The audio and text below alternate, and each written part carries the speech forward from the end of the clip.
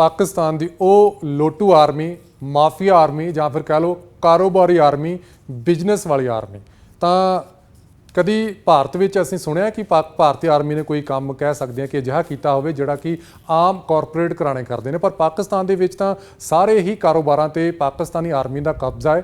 ਤੁਹਾਡਾ ਕੀ ਕਹਿਣਾ ਇਸ ਨੂੰ ਲੈ ਕੇ? देखिए, पाकिस्तान के अंदर जो आर्मी है ना, उसके पास एक देश है जी।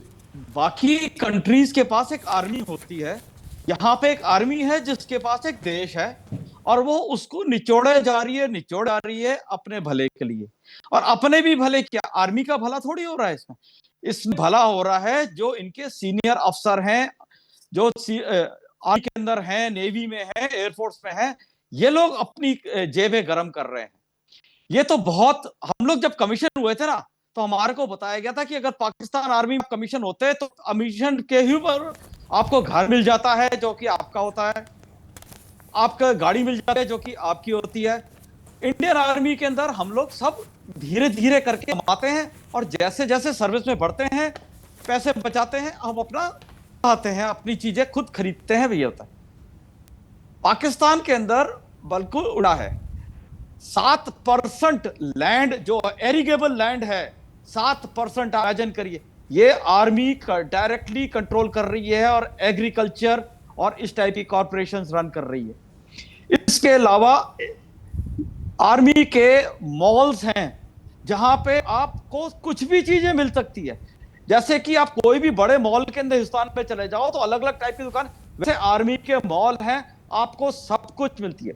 रोटी, कपड़ा, मकान, तीनों चीज जो कि एक इंसान का हक होता है, एक जरूरत होती है जीने के लिए, वो सारी की सारी चीजें यहाँ पे या इनकी जो आर्म्ड फोर्सेस हैं, क्योंकि इसके अंदर तीनों सर्विस मिली हुई हैं, वो तीनों की तीनों इसको मिलके कर रही हैं।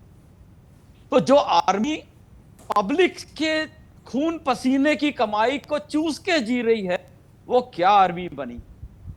वो तो आर्मी रही नहीं, क्योंकि आर्मी का पहला होता है सर्विस बिफोर सेल्फ। हम लोग को यह मोटो सिखाया जाता है हमेशा। दूसरा यानी कि पब्लिक और जो कॉन्स्टिट्यूशन है उसकी शपथ ली है। यहां पाकिस्तान आर्मी तो पता नहीं किस चीज, शायद पैसे की शपथ ली होगी, क्योंकि जब ये लोग कमीशन होते हैं तो तब से ही ये अपना पैसा बनाना शुरू। आपकी आज की तारीख में भी बता दो कौन सा जनरल है जो कि पाकिस्तान आर्मी से रिटायर होके पाकिस्तान में रह गया जी। इस सारे के सारे सऊदी भाग जाते हैं, यूरोप भाग जाते हैं, यूके भाग जाते हैं, वहां जाके रहते हैं और जैशो आराम की जिंदगी रहते हैं। तो ये तो एक एक्चुअली करप्ट ऑर्गेनाइजेशन है जो कि अपनी पब्लिक और अवाम के खून पसीने की कमाई को निचोड़ के जी रही है जी।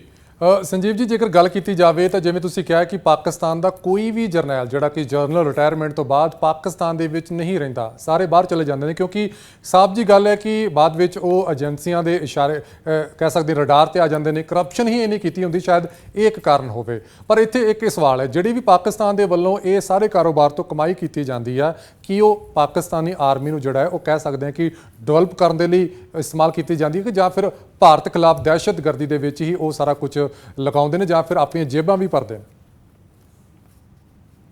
देखिए, दहशतगर्दी इनका पेशा है, क्योंकि पाकिस्तान आर्मी जानती है कि वो कोई भी कन्वेंशनल लड़ाई के अंदर हिंदुस्तान से अभी नहीं जीत सकती। तो उन्होंने एक तरीका अपनाया जिसको कहते हैं डेथ बाय 1000 कट्स। तो यानी छोटे छोटे छोटे छोटे कट्स करते रहो, और ये इन्होंने काफी सालों से करे जा रहे हैं इसके अंदर।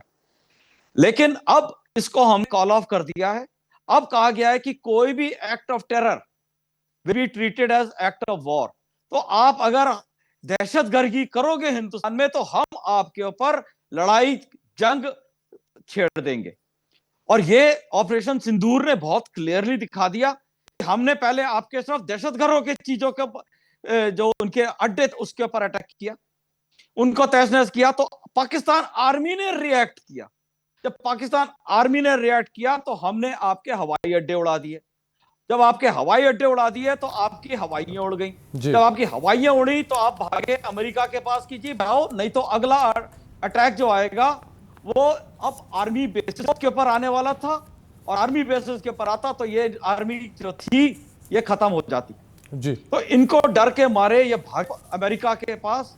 और अब बहुत क्लियरली इंडिया ने और हमारे प्राइम मिनिस्टर ने बहुत क्लियरली ये कह दिया है कि जी आज की बार अगर कोई दहशतगर्दी पाकिस्तान से आएगी तो दहशतगर्दी नहीं, आपके आओ को भी हम आड़े हत्थे लेंगे और उनको भी अकाउंटेबल रहेंगे।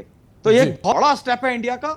और ये I think going forward India इसके ऊपर अमल करेगा और इस पाकिस्तान को अपने वापस शायद एक मौका देगा कि आप सुधरो और वापस एक अच्छा देश, एक अच्छा नेबर बने, साथ ग्रो करो।